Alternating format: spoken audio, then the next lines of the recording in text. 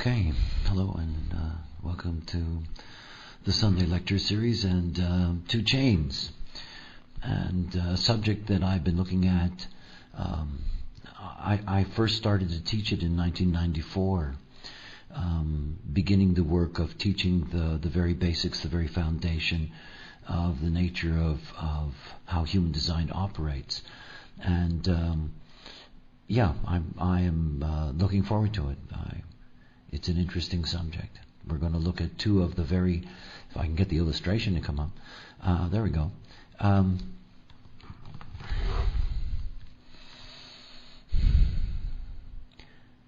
To really understand how it works, and that's really what the theme is of this class. I mean, to really understand how it works and to understand something else, to understand why it is essential to operate correctly, that is, to operate according to strategy and authority. But we'll get there.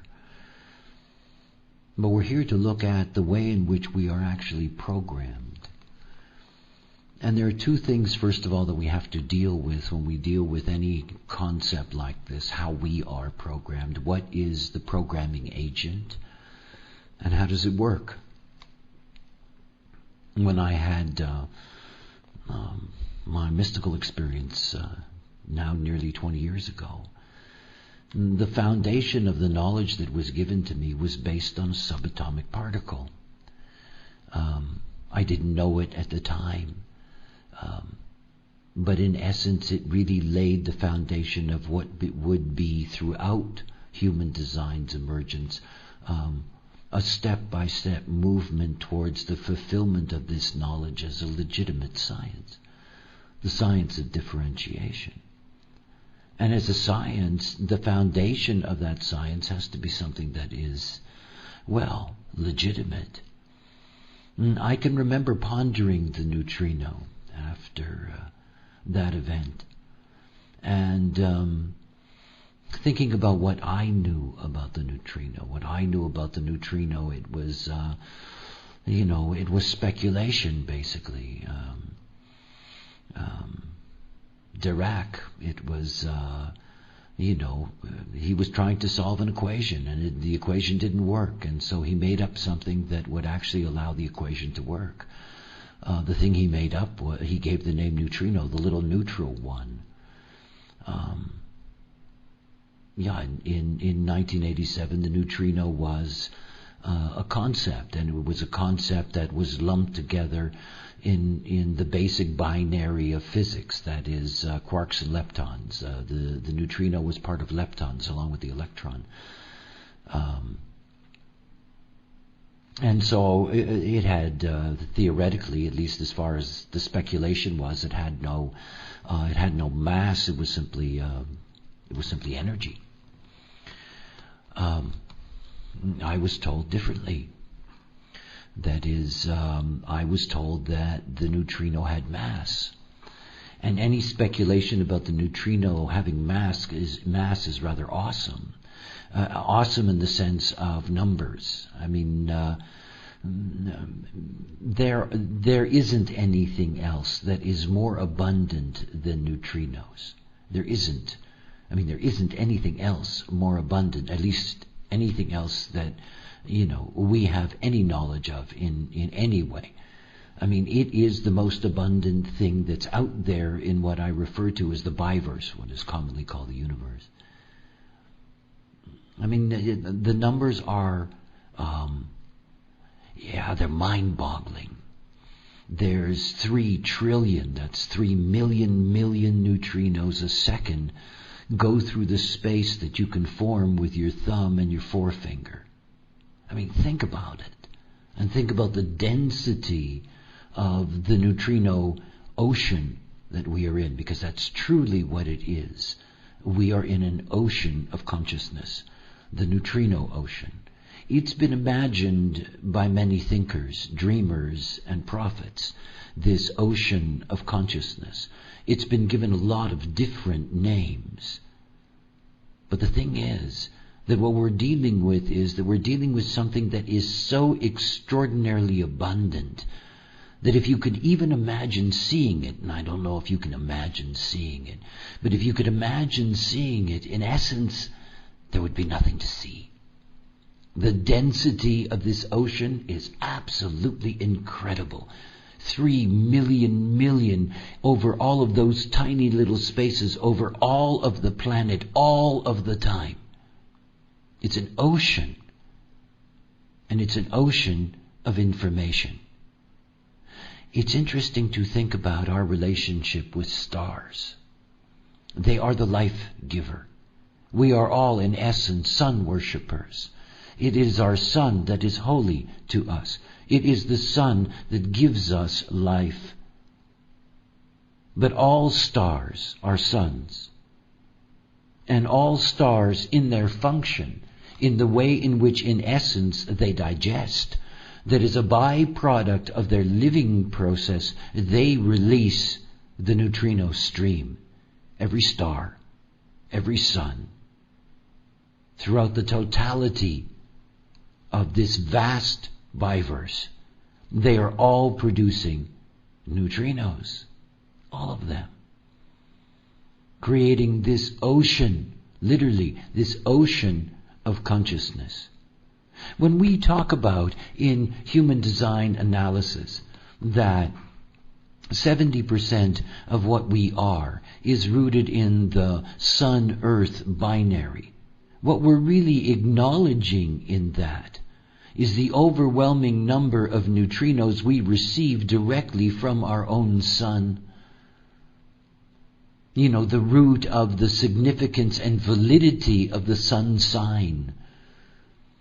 How powerful that is, this sun, where you receive, where you, in that moment of the externalization of your life into this dimension, where you first meet this light, this force, and the information that streams from it into all of us. We are all programmed by the sun. All of us.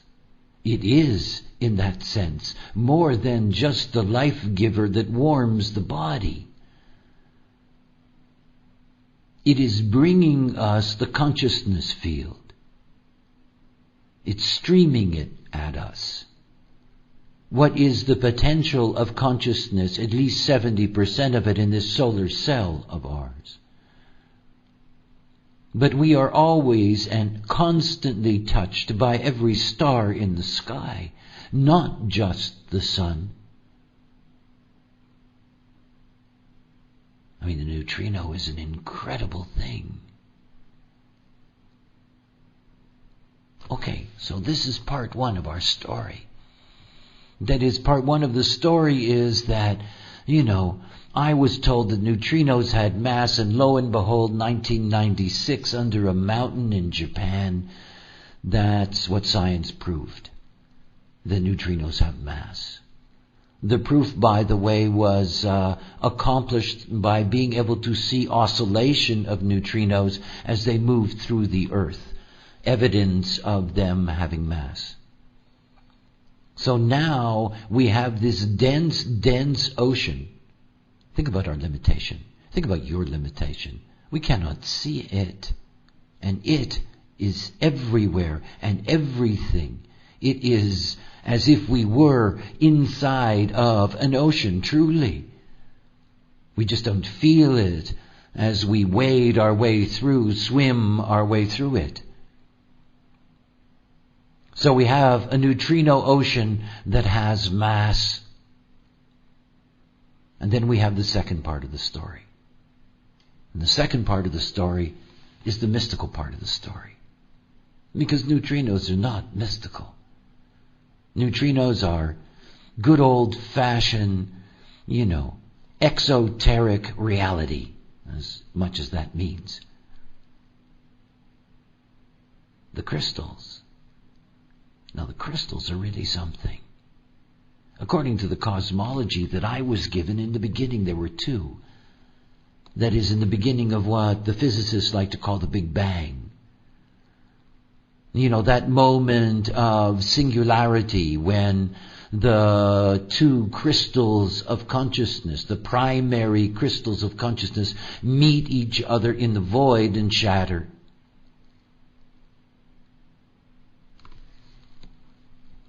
It's perhaps one of the most extraordinary things to ponder in human design are these crystals of consciousness. We're each endowed with two of them. And of course that's really our story. I mean, it's our story in the sense that we are a binary until we understand and accept and surrender to what that means. Only then are we really going to be complete and correct. The crystals of consciousness, each and every one of them a unique aspect of the whole, a unique aspect of the design, a unique aspect of the personality. And what is their function? The function is to filter. It's why they are given the name crystal. I mean, it is a metaphor for this function of filtering, unique filtering. You know, you take a crystal and you shatter it. And you take each of the shattered elements of that crystal and one by one you put a beam of light through it. What you're going to see at the other end is different. Each aspect, you know, like the drama of snowflakes, each one unique. Each shattered aspect unique. And we have two. The design crystal. The design crystal. This is the crystal of the vehicle. This is the consciousness crystal of the vehicle. In other words, that as it is programmed, that is, as it receives information from the consciousness ocean, the neutrino stream, that it translates this information uniquely, filters the stream, and ultimately expresses it. I mean, this is the way we're programmed. This is the way we're imprinted. This is the way it works. The neutrino stream. And when I say a neutrino stream, we are talking about very, very tiny things. I mean, we are talking about very, very tiny things. And this illustration is literally illustrating a stream that's made up of one neutrino after the other. One at a time, going through this crystal that is able, has probably, a width of maybe 3 or 4 neutrinos wide. We're talking about something very, very tiny. And we're talking about the impact of this neutrino moving through this crystal. Now remember, we don't feel the neutrino ocean or the stream penetrating us, do we now? It's something very interesting about the nature of physics and where physics stands today. It stands where, in fact, it's been for the last 40 years. It's caught in a dilemma. On one side, you have the magic of the surface and Einstein's relativity. The law of what appears to be reality. The relative reality that we experience. And on the other side is quantum. And quantum is about the way things work at a subatomic level. At a subatomic level. And what we are dealing with in this interaction here is that we are dealing with an interaction under the laws of quantum. The neutrino is a subatomic particle. And its interaction with the crystal is below the surface of what is relative. In other words, that's why we don't experience the neutrino stream, that it's operating at another level entirely, at a subatomic level. Think about how fast this little neutrino is traveling. About 98.5 to 99% of the speed of light. 185,000 miles a second. So it's maybe traveling at 175,000 miles a second. That's really fast. It's really fast. And the neutrino has mass at the quantum level.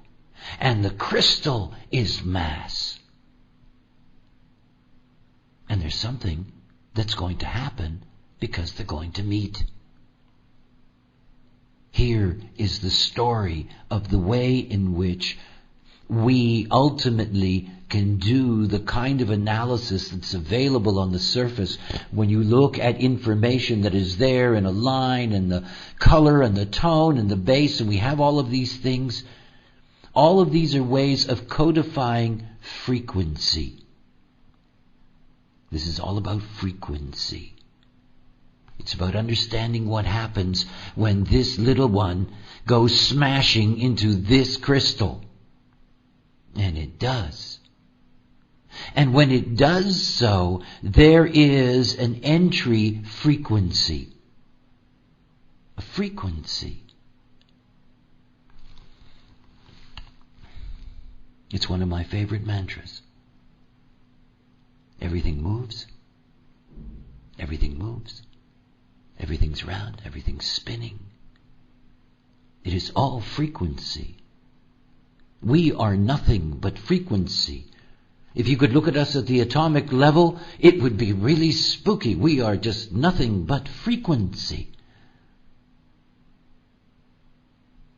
Oh, our frequency is dense, so dense that we perceive it as real, solid. It's all about frequency. And you see the neutrino stream as it hits the crystal, that this moment of contact, this is the entry frequency, and the frequency that is set off in this moment, this is what we call base. Now when we think about this crystal, it's important to understand that this crystal has 5 facets. These are the 5 different bases. There is 5 facets. And in essence, each of these facets have actually a different tone in the musical sense, if I can put it that way. I don't want to confuse you. That is the frequency that is created by this movement into this facet. You know, this may be the 5th bass, the 4th bass, the 3rd bass, the 2nd, the 1, whatever the case may be. But each of them have a different entry frequency. There are only 5 different entry frequencies, depending on what facet, the neutrino is going through or being able to be received by. There's a better way of expressing that. So it is the frequency, this meeting point of the neutrino with the crystal, that sets off the foundation of how this information is going to be codified through the filtering process. The great mystery is here, in between, inside the crystal. The magic that in essence is going on in there. You see, when the neutrino is literally within the crystal, the moment it breaks the boundary and enters into the crystal, this is the domain of tone. And tone is the secret to life. I mean, for me, there is nothing more extraordinary in all of the knowledge of human design than to be able to understand tone. Because here is the architecture of cognition. Remember, these are consciousness crystals. Consciousness. They are here to filter the stream as consciousness. And what the tone does is that it configures that potential as a cognition potential, as a way of being able to be cognizant. When we get to the surface, we can translate tonal architecture into sensory perceptions, different sensory perceptions, visual, acoustics, olfactory. There are many of them, 7 in fact. It is this frequency, the inner frequency, that truly establishes what it is for us to be human. If you look at illustrations of tone is always in a triangle that is the same as the body graph. There's no body graph inside. But it is symbolized by this triangle.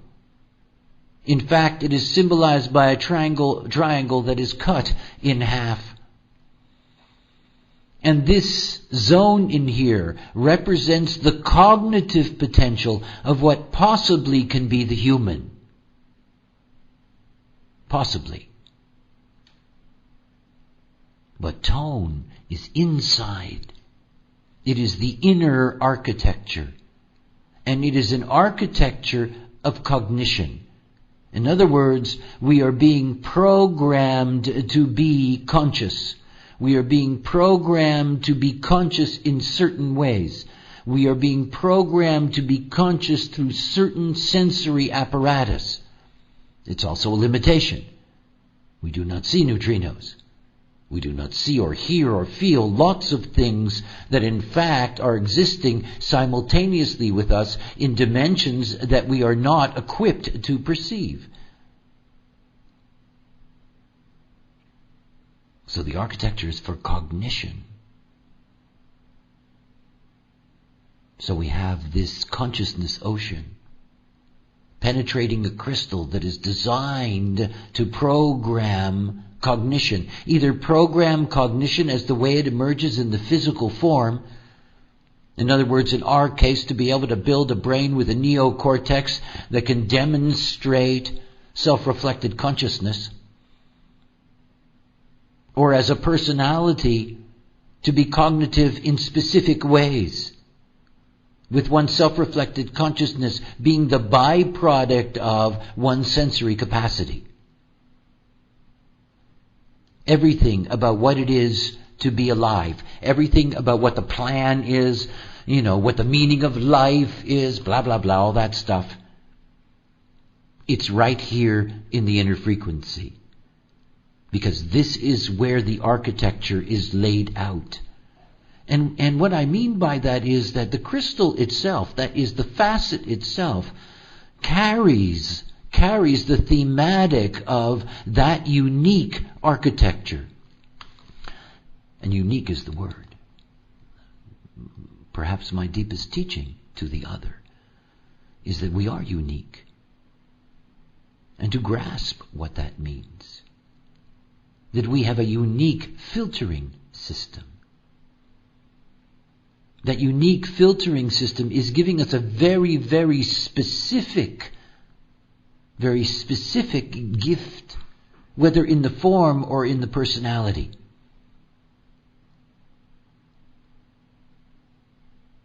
We're here to be cognizant. We are here to demonstrate cognition. This is what life is about. And it's all there in the tone. The tone is going to create architecturally the plans for what could be the fulfillment of the uniqueness. And the neutrino brings the capacity to do it. To move this tonal information, to move this inner architecture and turn it into a frequency. Because of the way the architecture is structured on the inside of the crystal, it will impact the way in which the frequency generated by the neutrino, the way that frequency is going to operate. That inner architecture becomes the unique design for cognition. And then we have the exit. And the exit is where everything becomes questionable. This is the zone of color. And at the moment that the neutrino breaks through the crystal boundary, in that instant, because we're talking about instants, there is an exit frequency.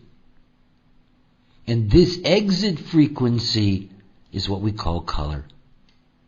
And it is color that has the responsibility, if I can put it that way, to transmit all of this information, and to transmit this information to the magnetic monopole so that it can be part of what is the holistic whole of a being. And color literally is what drives us. At the personality level, we call color motivation, the driving force beneath the surface of the personality, pushing the personality. And on the design side, we call it determination, driving the body towards its uniqueness. Color is enormously important to us. And color is the bridge between the cognition potential that is there in the crystal, that perfect potential, like those magnificent architectural plans, and you dream about what the house or whatever it is will look like. We have all these wonderful dreams of the architecture in the tone. But will it get translated? Will the dream come alive in the life? And it is the bridge that carries the information, and the bridge can be easily distorted. Color can be distorted. And the distortion is never, ever about the way in which it comes out of the tone. The distortion is what can happen when it meets the monopole field, the monopole attractive field.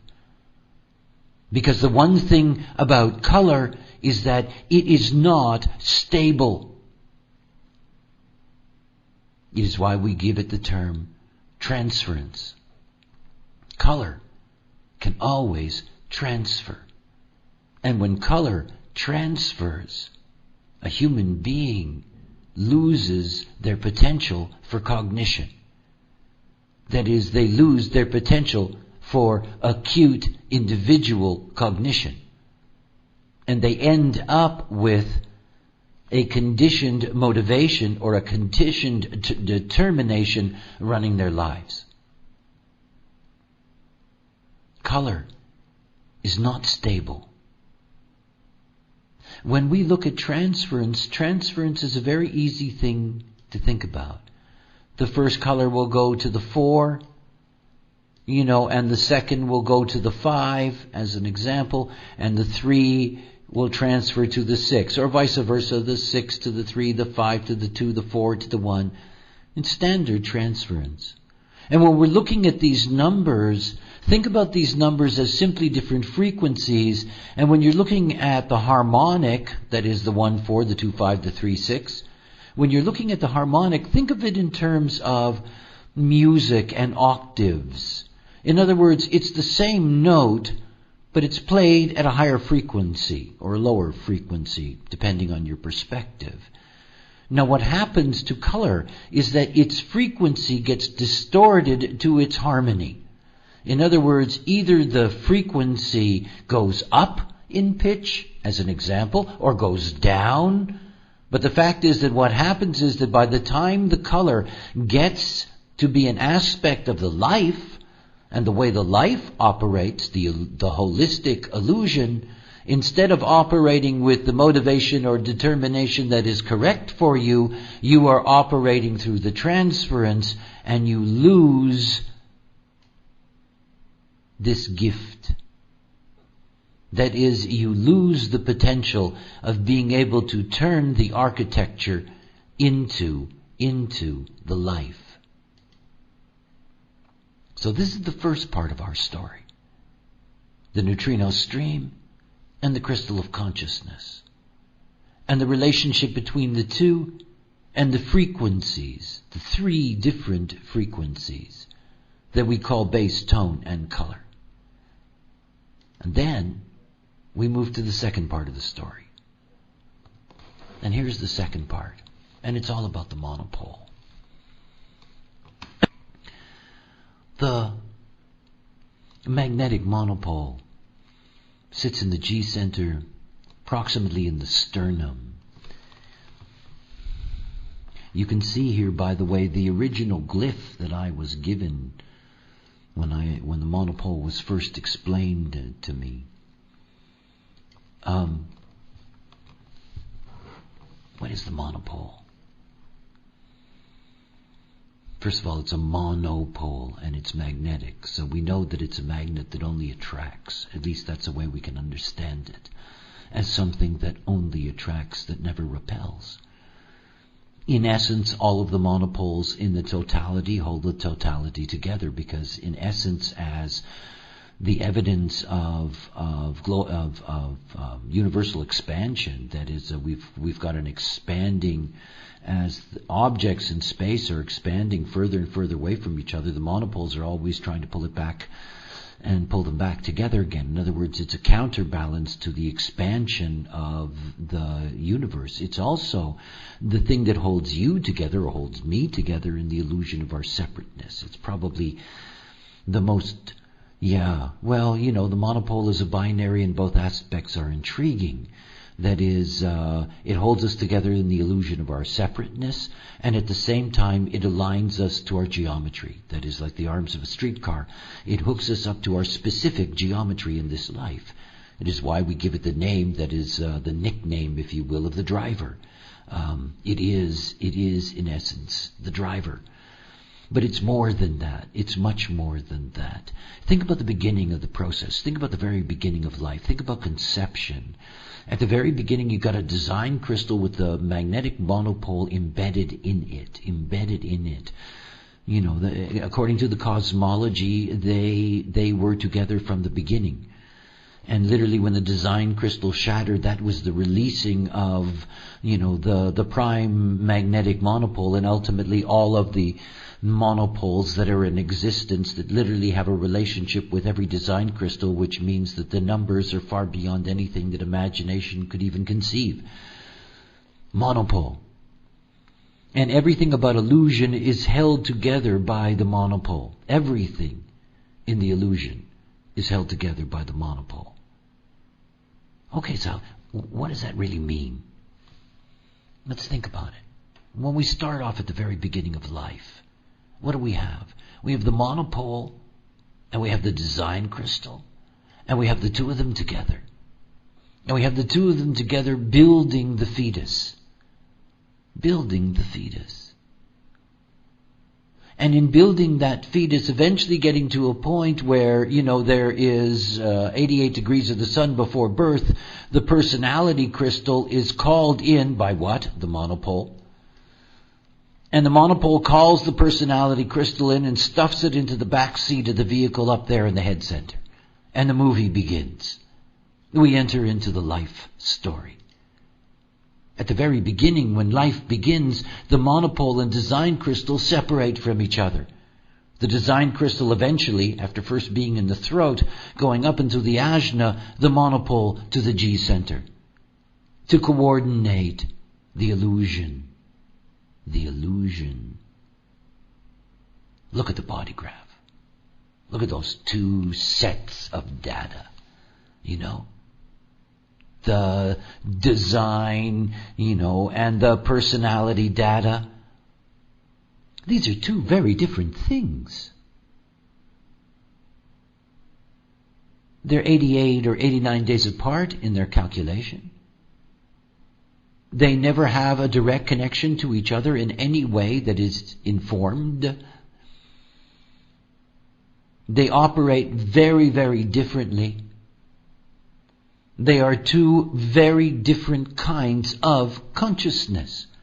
What happens when the neutrino goes through the personality crystal? What you get is, I am. I think I am. I think this is what I am. I think the world is what I think. This is what you get when the crystal goes through there. And what happens when the crystal goes through the design? It keeps the movie going.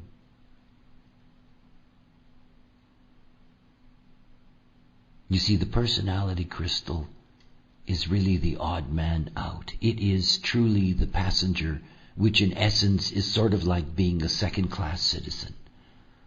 The driver and the vehicle are in charge. This is a great cabal. They're in charge. And you see, the dysfunction in humanity is that for thousands of years we've allowed the personality to try to drive this machine. And it's not equipped for that. And you see, we're on the great cusp of a great change. And we're changing allegiance here. It's something that, in essence, human design brings. It cuts off the mind from being an authority. It returns the authority to the consciousness it belongs to, so that the vehicle can operate correctly, and that the passenger can learn to be a passenger and not try to drive, because it is not the driver. So how does it work? The magnetic monopole sits here and it puts out a frequency of attraction. And the main theme of its attraction is to attract the exiting frequencies of the crystals. It's its job. And it hooks into these exiting frequencies, the color. And when the monopole is hooked in, which is every moment and every breath of the life, the result is the whole illusion. In other words, the result is us, alive, moment by moment, breath by breath, in the illusion, because there is no gaps in this program, and it's taking place at 175,000, miles a second, and there's this constant zzz, zzz, zzz, zzz, and it's actually going down this way. There's all this information that's just pouring through. And it's the monopole that's holding this together, but there's something that happens. This is operating at a level in which we are dealing with an illusion that's being created. The monopole is holding together these two aspects in an illusion that we call ourselves. And then the illusion, which is created by holding it together, then becomes the influencer of the attraction frequency. Think about that, because that's very important. You've got an attraction frequency.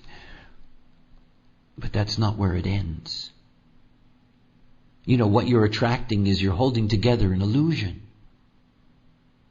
And the illusion itself is a frequency, the byproduct of these two capturings. But if the illusion is not functioning correctly, then the overall frequency of the whole being is distorted. And then the capturing is impacted, and guess what? Transference takes place. And you have deep dysfunction. deep dysfunction in the not-self.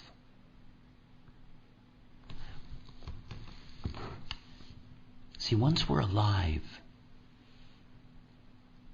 there is only one way that we can return to what is our natural frequency. I mean, that is the gift of this knowledge. You return to that natural frequency by giving inner authority, that is decision-making authority, to your design, to the vehicle, to the real cabal that rules the life, the monopole in the design. And it's only then that you begin to enter into the possibility of what can be the awareness experience of the personality and the passenger, once it is no longer absorbed with making decisions, but more than that, the moment that the capture frequency is correct is the moment that you get the cognition. This is the whole thing to grasp. It's why the not-self is so dense. Dense. It's why, if you did a survey of 100,000 couples, they probably all have very similar things that they like and dislike about the other. It's all homogenized. There is no differentiation. There is no unique cognitive force. There is simply the byproduct of conditioning and transference, so that nobody is operating according to what is correct for them in terms of what is a correct motivation or determination. And the secret to what it is for us to be transcendent is buried deep within this process, deep inside of the mystery of the crystal itself. There's our magic. There's our gift. I mean, the beauty that we have in the experience of this is the second year I'm teaching PHS in rave psychology, is that we have a very good language of being able to describe these frequencies. And of course, when we start describing these frequencies, we end up in the titling of this lecture. We're dealing with chains. And the moment that you're not operating correctly, the chain is broken. And the chain is broken because the reception frequency is distorted, because the holistic illusion, us, is not operating correctly. It's just like that. It's why over and over and over again, and I mean over and over and over again, I remind everyone who has any connection to this knowledge that it's all about strategy and authority, because that is the basis of it, and you can see it here mechanically. In other words, you can understand the principle of what happens and why it's so important to stop the distortion. Because if you don't stop the distortion, you don't get the cognition. Think about what the tone does on the design side. If we're talking about the 70% of the design crystal, being the information that it's getting from the sun, 70% feed. And when we look at the sun, earth on the design side, we're looking at it, what is called internal determination. There's two kinds of determination, internal and external. External is related to the nodes. The sun, earth represents internal determination. And internal determination, this is about being able to perfect what is in fact the digestive process in order as a byproduct to be able to enhance a unique sensory function of the brain itself. Think about the nature of homogenization of the brain. When a human infant comes into the world, it's set on a timetable, and the timetable is basically 3 years. It gets 3 years to build the neural tracts in its brain.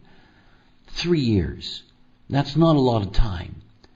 And at the end of the 3 years, any of the tracks that were opened that haven't been correspondingly used enough, will be shut down as well.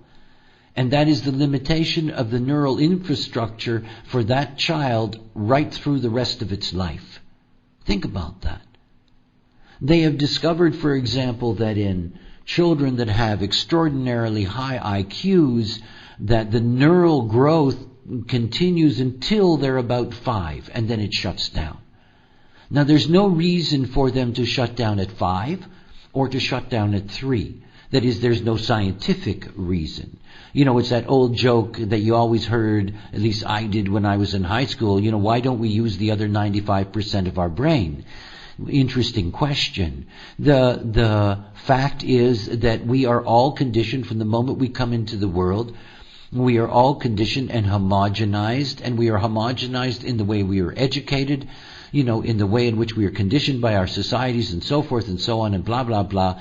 And the unique potential of cognition inherent in all of us never gets a chance to start, ever gets a chance to start. It doesn't. What you get is human beings coming into the world who are automatically transferred, who are automatically not self, and who are automatically going to operate through incorrect motivation. They are not going to operate correctly in terms of their body. They're going to have problems with their digestive system, and the problems with the digestive system, because it's not attuned to what is absolutely correct for them, is that the end result of that is the homogenization of the brain's potential. By the time the child's 3 and has gone through the feeding regimen that is part of its culture, by the time it's 3 years old, you know, all of the potential of its brain is shut down. Now, one of the things that's clear to me is at the moment that you are operating correctly from the design perspective, that is strategy and authority, this information and the way it's going to be received is that it's going to be correct. And what that means is that you begin a process not simply of healing the body. And obviously this is related to PHS, and there are diet regimens that are involved.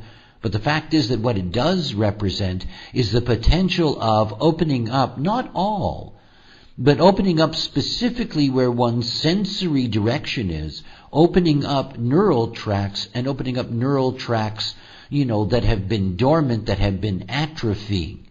All of this results in the potential in the architecture of cognition to actually get to the surface. In other words, to actually become part of the brain pan, the way the physical hardware operates. You know, it is so logical to recognize that if the hardware is limited, then no matter what can come out of it is going to be limited. If you have a brain that's damaged, you know, it doesn't matter what the potential of your crystal is. By the time it gets to the surface, because there is physical damage, it is going to be distorted or non-existent. We are all about hardware. We like to think of mind without thinking about hardware. That's very cute, but nonetheless, we can't. It's a byproduct of the hardware. And if the hardware is upgraded, if the hardware is more sophisticated, then it offers new opportunities and new potentials to the self-reflected consciousness to display its possibility. I mean, that's what we have on the other side. Transference is something that's very, very difficult at the personality level. It's easily dealt with at the design level through strategy and authority. But personalities, the passenger, needs to learn in order to transcend. And transference is a common companion of the personality. But recognize that if the personality can be correct, the byproduct of that, in other words, the architectural cognition, its unique theme of cognition, what is in fact a literal map that moves through the chain, and the potential of that personality to be able to utilize its intellectual capacity as an outer authority, as an outer unique authority for others. Frequencies. It's all frequency. Bass, tone, color, to the line, to the illusion. that the illusion itself is a frequency, it's a vibration, it's an intense auric magnetic dense field, all frequency. And basically what you're doing when you're aligning yourself to your design and your design consciousness, it's like a tuning fork. You're tuning your frequency. You're cutting out the distortions that come from mind. And the moment you cut away those distortions, the moment you operate correctly, it's not just about the surface that you see, that is offered from human design on the surface that says to you, take the burden off your shoulders and, it makes your life easier. You begin to see how things work. Please understand, this is a much, much deeper process that's at work. Strategy and authority for your vehicle, for your brain, for the way in which you use energy, for your vitality, for your overall well-being. And that the only way that you get there is not that there's a problem in the color. There's no problems in here. This is perfect. Absolutely perfect. It's just an instrument. Perfect. What's imperfect is this field of connection. And it's dependent on the frequency of the whole.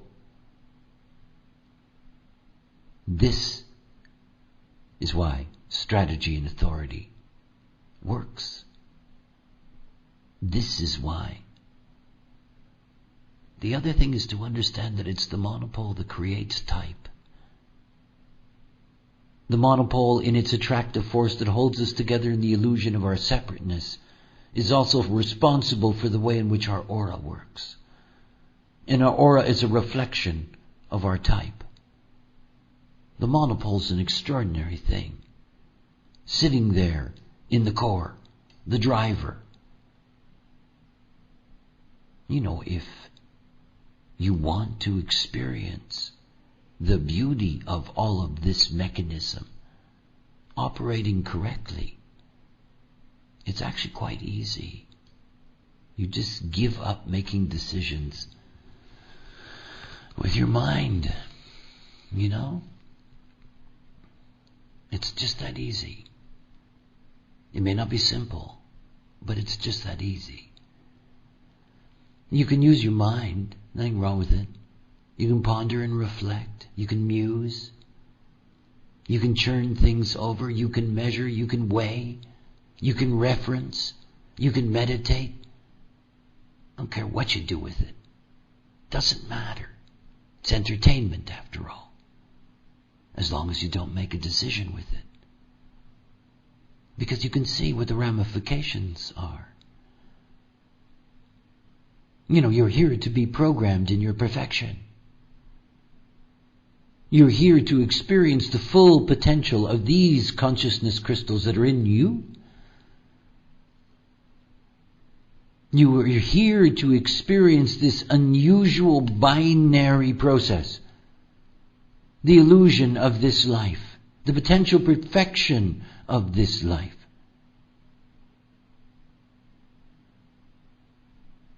No decisions with the mind. There is no other way to get there because there is no other way to change the capture frequency. It's the whole point. And if the capture frequency isn't correct, you don't get the cognition. And that's what we're here for. How many people do the same work on this world? You ever thought about that? How many people call themselves this or that? Carpenter, plumber. We have this incredible homogenized world. People call themselves this and that. There's a limited spectrum. It's mostly redundant. There are very few true trains of thought that are universal. What we have is a lot of propaganda. We live in a homogenized world. We live in a world of the not-self. We live in a world in which the capture frequencies are distorted. A world in which cognition is limited. A world in which babies have their neural system shut down at 3. This is our world. And 50% of those beings are open emotionally and they avoid the truth like poison. And the rest are too busy going up and down to notice. It's like the article on the front page of the newspaper yesterday that said that if the world's fishing nations don't stop their literal raping of the oceans by 2048, there will be no more fish. And I look at the not-self. And I look at this not-self planet, and I look at all of those not-self politicians, and all of those not-self fishermen, and all of those not-self fishing communities, and all of those not-self boat manufacturers, and all of those, it goes on and on and on. And you know what's going to happen. We're going to run out of fish. It's the not-self world. If you want to escape that, because you can, you have to see that here is where it is. This is the way it works. The information is there. But whether we can receive it, whether we can capture it, whether we can fulfill the promise that is rooted in the architecture, it's our frequency that matters. And if the frequency is distorted, you just don't get there. You don't. Today is an opportunity to really remind you of these two basic things that are at the foundation of human design. That we are part of a programming agency. That each of us has the potential of demonstrating a unique filtering of the consciousness field. And yet each of us, given the circumstances of education and knowledge at the time of our coming into the world, that each and every one of us have gone into deep conditioning states in which the frequency of our being cut off the possibility of our fulfillment of purpose.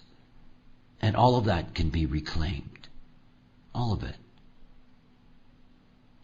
Stop making decisions with your mind. Honor what is your strategy and authority. And then this, magical work that goes on in here,